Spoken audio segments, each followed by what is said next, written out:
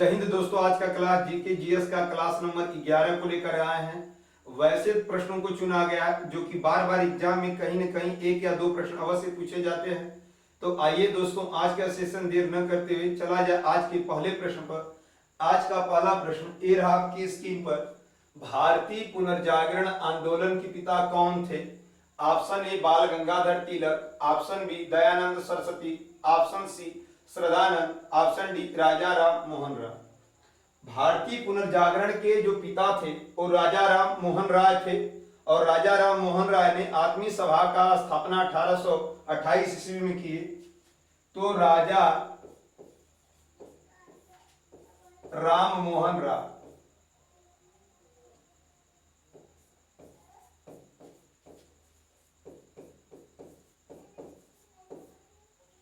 इनको कहा जाता है आधुनिक भारत के अग्रदूत। आधुनिक भारत के अग्रदूत के नाम से कौन जाना जाता है? तो राजा राम मोहन राय भारतीय पुनर्जागरण के प्रमुख नेता। भारतीय पुनर्जागरण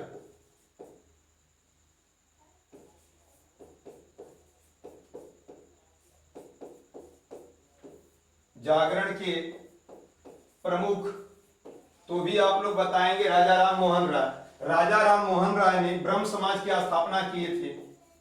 ब्रह्म समाज का स्थापना 1828 ईस्वी में किए थे और राजा राम मोहन राय आत्मीय सभा का भी स्थापना किए थे। आत्मीय सभा का स्थापना 1815 ईस्वी में इन्होंने ही किया और राजा राम मोहन राय वेदांत कॉलेज की भी स्थापना किए थे। वेदांत कॉलेज का स्थापना किसने किया? तो राजा राम मोहन राय। और राजा राम मोहन राय ने सती प्रथा को भी अंत किया। भारत के governor general Lord William Bentinck की सहायता से 1829 ईस्वी में सती प्रथा का अंत किया।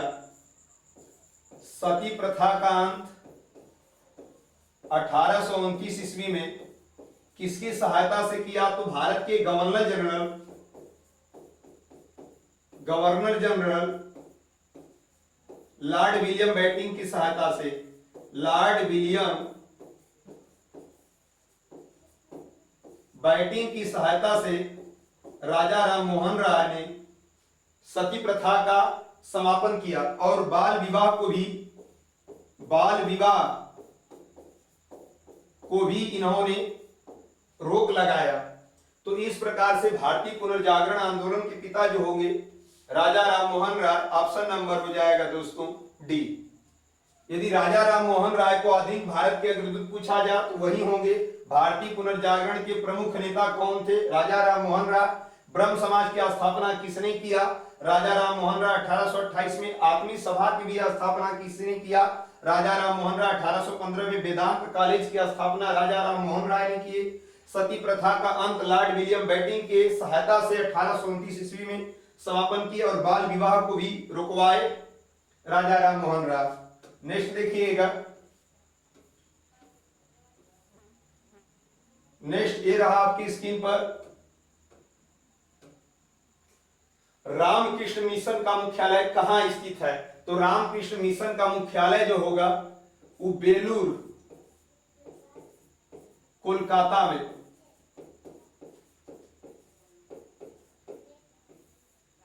स्थित है। और रामकृष्ण मिशन की स्थापना किसने किया? तो स्थापना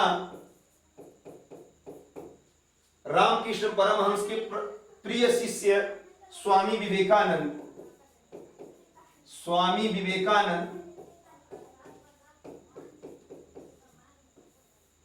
1897 ईस्वी में रामकृष्ण मिशन की स्थापना किया गया था। प्रार्थना समाज के संस्थापक कौन थे? तो आत्माराम पांडुरंग प्रार्थना समाज की स्थापना किए थे। किस व्यक्ति ने सर्वप्रथम स्वराज शब्द का प्रयोग किया? तो स्वराज शब्द का सर्वप्रथम प्रयोग करने वाले दयानंद सरस्वती थे। दयानंद सरस्वती ने सर्वप्रथम स्वराज शब्द का प्रयोग किया था। रामकृष्ण मिशन का मुख्यालय पूछा जाएगा, बेलूर कोलकाता में स्थापना किसने किया? स्वामी विवेकानंद किसन में किए थे 1897 ईस्वी में। प्रार्थना समाज के संस्थापक आत्माराम पांडुरंग, किस व्यक्ति ने सर्वप्रथम स्वराज शब्द का प्रयोग किया? दयानंद सरस्वती ने। नेक्स्ट देखिएगा, आर्य समाज का संस्थापक किसे कहा जाता है? तो आर्य समाज का संस्थापक दयानंद सरस्वती को। थियोसोफिकल सोसाइटी का संस्थापक कौन था? तो थियोसोफिकल सोसाइटी का जो संस्थापक थे मैडम ब्लॉवत्स्की और कर्नल अलकार्ड।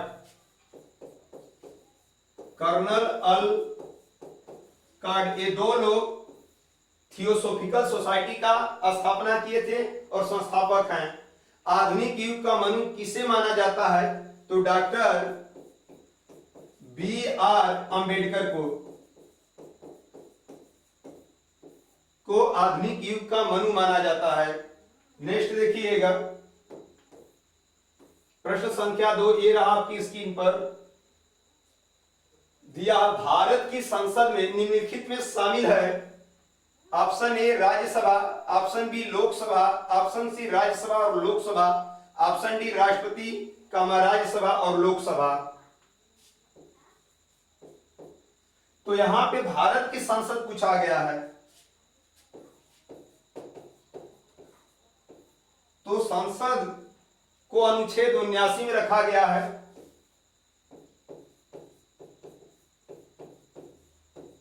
अनुच्छेद 79 में, और यह बताया गया है कि भारत के संविधान के अनुसार संघ की जो संसद होगी वो अनुच्छेद 79 में होगी और इसके 2 सदन होते हैं। संसद के 2 सदन होंगे, जो कि एक राज्यसभा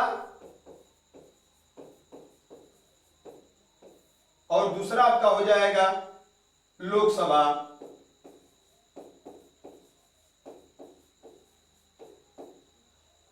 संसद के अंग 3 होते हैं, अंग होंगे वो 3 होंगे। आपका हो जाएगा इसमें राष्ट्रपति, दूसरा हो जाएगा राज्यसभा और तीसरा हो जाएगा आपका लोकसभा। यानी कि संसद को किस अनुच्छेद में रखा गया है? 79। कितने सदन होते हैं संसद की? तो 2 सदन राज्यसभा लोकसभा। अंग कितने होते हैं? 3 अंग होंगे, राष्ट्रपति राज्यसभा लोकसभा। तो इस प्रकार से पूछा गया है कि भारत की संसद में शामिल है राष्ट्रपति, राज्यसभा, लोकसभा। ऑप्शन डी होगा। नेक्स्ट देखिएगा,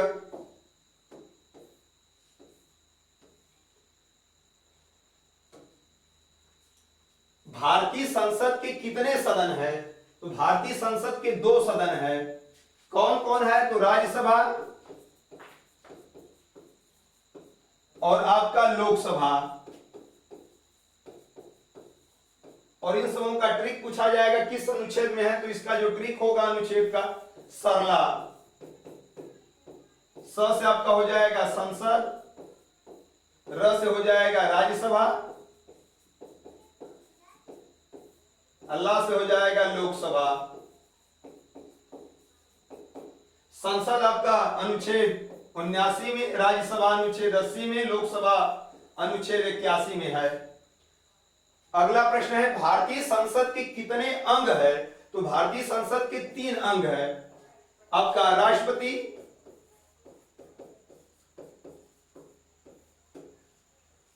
और राज्यसभा और लोकसभा।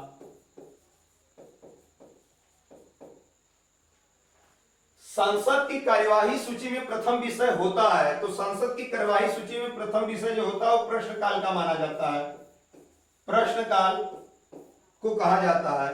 भारत में कार्यपालिका का अध्यक्ष कौन होता है? तो कार्यपालिका का जो अध्यक्ष होगा वो आपका राष्ट्रपति होते हैं। नेक्स्ट देखिएगा,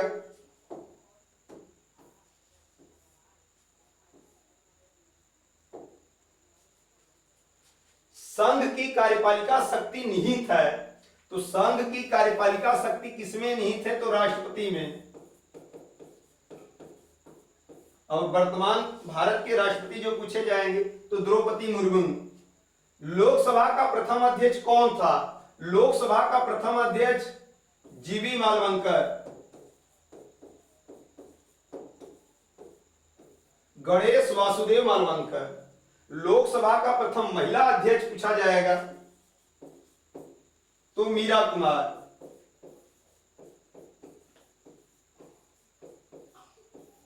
और लोकसभा का वर्तमान में अध्यक्ष कौन है? वर्तमान अध्यक्ष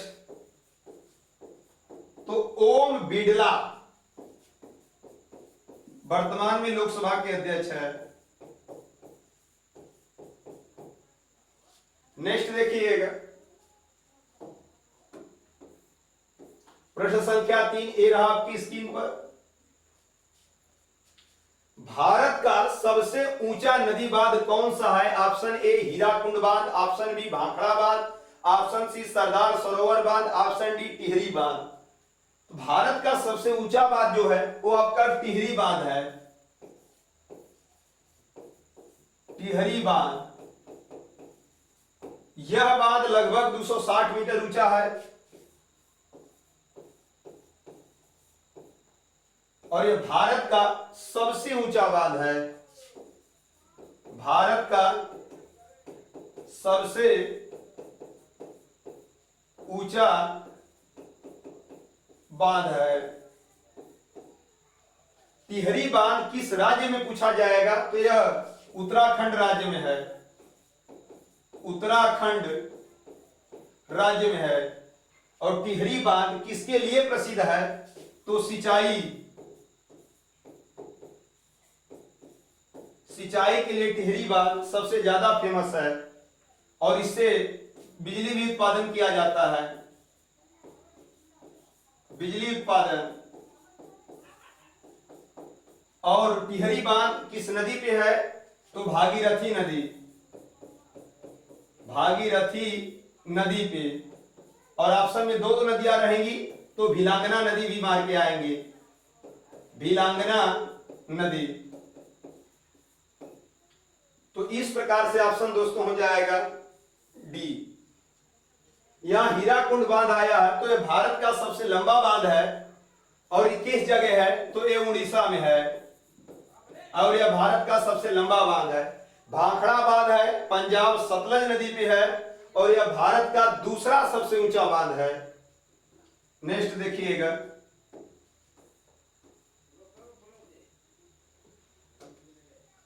भारत का सबसे लंबा बांध है तो भारत का सबसे लंबा बांध हीराकुंड बांध। हीराकुंड बांध और यह उड़ीसा राज्य में है। रानी लक्ष्मीबाई बांध किस नदी पे है? तो ये बेतवा नदी पे। मेट्टूर बांध किस राज्य में है? तो मेट्टूर बांध जो है ये कावेरी नदी पे है। कावेरी नदी और तमिलनाडु राज्य में है। तमिलनाडु राज्य में। कोयना बांध किस राज्य में है? तो यह कोयना बांध कोयना नदी पे है। कोयना नदी और महाराष्ट्र में है। यानी भारत का सबसे लंबा बांध हीराकुंड बांध उड़ीसा राज्य में। रानी लक्ष्मीबाई बांध किस नदी पे है? बेतवा नदी पर। मेट्टूर बांध किस राज्य में है? कावेरी नदी तमिलनाडु राज्य में। कोयना बांध किस राज्य में? कोयना नदी महाराष्ट्र में। नेक्स्ट देखिएगा, अलमाटी बांध किस नदी पे है? तो आपका हो जाएगा कृष्णा नदी। कृष्णा नदी और यह कर्नाटक में है। नागार्जुन सागर बांध किस राज्य में है? तो आंध्र प्रदेश। आंध्र प्रदेश में नागार्जुन सागर बांध है स्थित है। नेक्स्ट देखिएगा प्रश्न संख्या 4, ये रहा आपकी स्क्रीन पर। किस माध्यम में ध्वनि सबसे तेज चलती है? ऑप्शन ठोस, द्रव, गैस, वायु। तो ध्वनि पहले यह उत्पन्न किससे होती है? तो वस्तुओं के कंपन से। वस्तुओं के कंपन से ध्वनि उत्पन्न होती है। और ध्वनि वायु में कैसी मानी जाती है? तो वायु में ध्वनि अनुदैर्ध्य तरंग मानी जाती है। और इसका वायु में वेग कितना होता है? तो वायु में इसका जो वेग होता है 332 मीटर प्रति सेकेंड होता है। और ध्वनि निर्वात में नहीं संचरण करती है, यानी निर्वात में ध्वनि का वेग वो शून्य माना जाता है। सबसे अधिक ध्वनि का वेग किसमें होता है? तो ठोस में सबसे अधिक होता है, फिर उससे कम द्रव में होगा और सबसे कम गैस में होगा। और इस तरह माध्यम पूछा जाएगा तो ठोस नहीं तो सबसे अधिक स्टील में माना जाता है। ध्वनि का वेग सबसे अधिक स्टील में माना जाता है और वस्तुओं के कंपन से उत्पन्न होती है। वायु में यह अनुदैर्ध्य तरंग है। वायु में इसकी चाल 332 मीटर प्रति सेकंड है और निर्वात में यह शून्य मानी जाती है, यानी निर्वात में यह ध्वनि सुनाई नहीं देती है। सबसे अधिक ठोस माध्यम में होती है और सबसे कम गैस में। और उस तरह पूछा जाएगा किसमें सबसे अधिक होती है? तो स्टील में। तो इस प्रकार से ऑप्शन दोस्तों हो जाएगा ए, जो कि ठोस। नेक्स्ट देखिएगा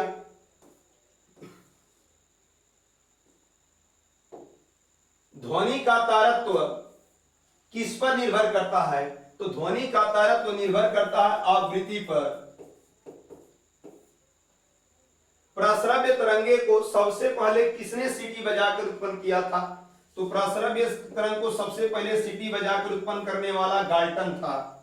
विमानों की आंतरिक भागों की सफाई में किसका उपयोग किया जाता है?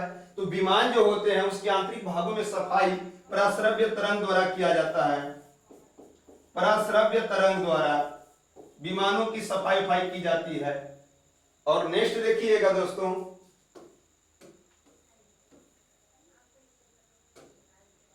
स्टेथोस्कोप ध्वनि के किस सिद्धांत पर कार्य करती है? तो स्टेथोस्कोप ध्वनि के परावर्तन के सिद्धांत पर कार्य करती है।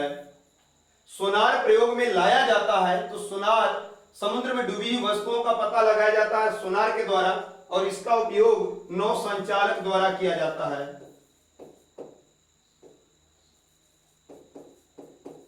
नौ संचालक द्वारा सोनार का उपयोग किया जाता है। ध्वनि प्रदूषण मापा जाता है या ध्वनि मापा जाता है तो किसमें मापा जाता है? डेसिबल में।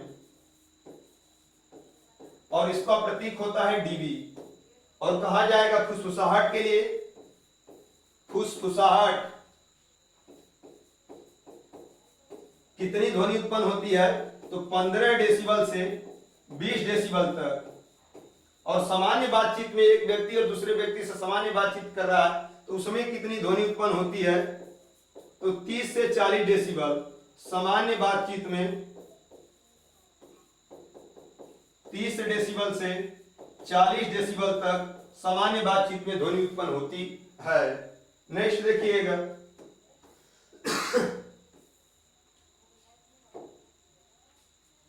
चेचक के टीके की खोज किसने किया? Edward Jenner.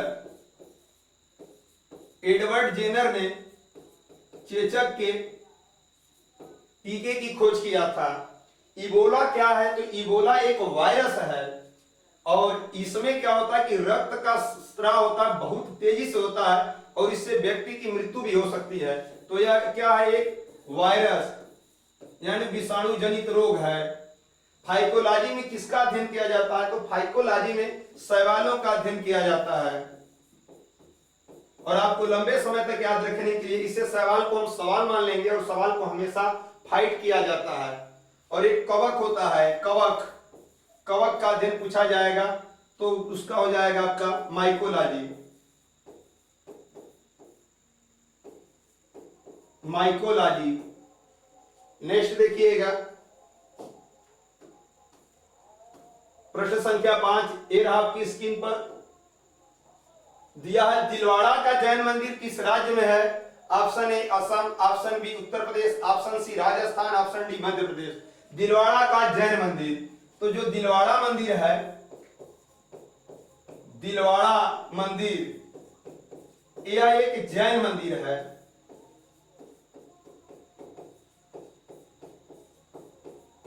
और यह कहां पे है? तो माउंट आबू नगर में स्थित है।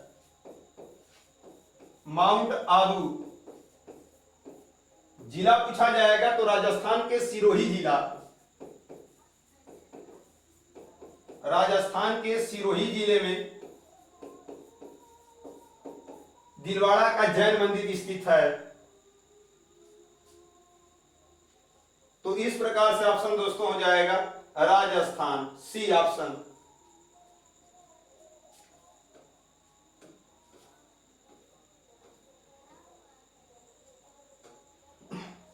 कामाख्या मंदिर भारत के किस राज्य में है? तो कामाख्या मंदिर भारत के असम राज्य में है। कोणार्क का सूर्य मंदिर, कोणार्क का सूर्य मंदिर यह सूर्य देवता को समर्पित है और इसे ब्लैक पैगोडा के नाम से जाना जाता है, ब्लैक पैगोडा, और यह भी उड़ीसा राज्य में है। अंकोर वाट मंदिर स्थित है, यह हिंदू देवी देवताओं का सबसे बड़ा मंदिर है, हिंदू देवताओं का सबसे बड़ा मंदिर पूरे विश्व में, और यह कंबोडिया में है।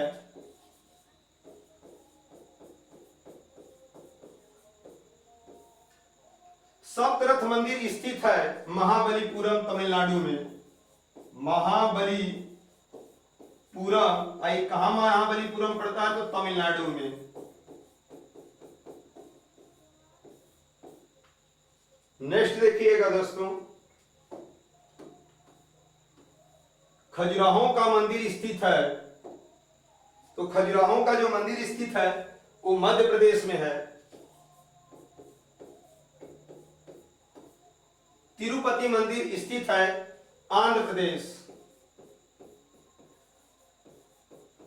तिरुपति जो मंदिर है वो आंध्र प्रदेश में स्थित है। अक्षरधाम मंदिर स्थित है, यह दिल्ली में अक्षरधाम मंदिर स्थित है।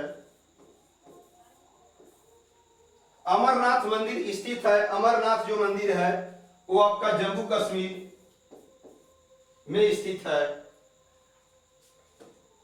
नेक्स्ट देखिएगा, सांची का महान स्तूप, सांची का जो महान स्तूप है वह मध्य प्रदेश में है और बनवाया जो अशोक ने। सांची का स्तूप किसने बनवाया? तो अशोक ने बनवाया है।